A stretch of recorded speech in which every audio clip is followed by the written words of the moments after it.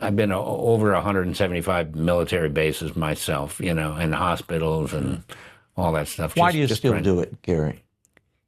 Once I started doing it, I could see that it was impactful. It was in a positive way. Like it was good that I was there. You know, I'd walk into a hospital room and maybe there'd be a wounded soldier, service member in the bed, completely unconscious,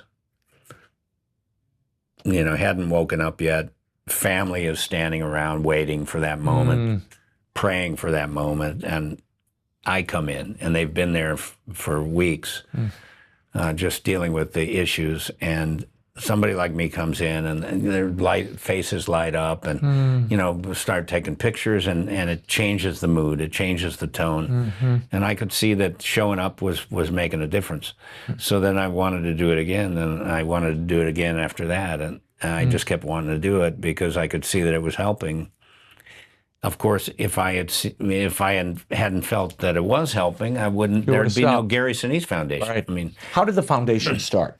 Well, you know, when I started making those tours, those early tours, just volunteering to go to the hospitals or, you know, go shake hands or something.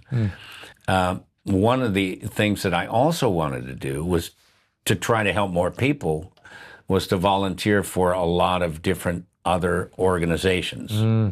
There were a lot of service organizations out there that were supporting veterans and first responders. And I wanted to help veterans and first responders. So I would volunteer to, you know, raise money for these organizations,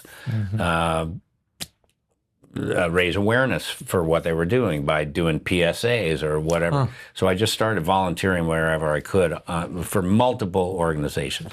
So I learned a lot about all these different needs, and organizations were filling this need, you know, we were building homes for our wounded. We were taking care of our Gold Star children, our families of our fallen, entertainment, you know, whatever it was. It was a lot of different things, and I supported a lot of different organizations. After doing that for, you know, 10 years or whatever it was clear that this was something that was just a big part of my life, and I started thinking, well, you know, I've got to find a way to do this in a different way. And I've seen all these nonprofits pop up, and I've tried to help them all. Why don't I just start my own? And at that point, I had been doing it long enough that I had a pretty good reputation with, you know, trying to help. And so that's why I put my name on the foundation. I called it the Gary Sinise Foundation, because there was already you know, I already had a relationship with the military community. All these veteran families, yeah. And I had been raising money for all these other organizations. I was on television, you know, weekly, and CSI New York.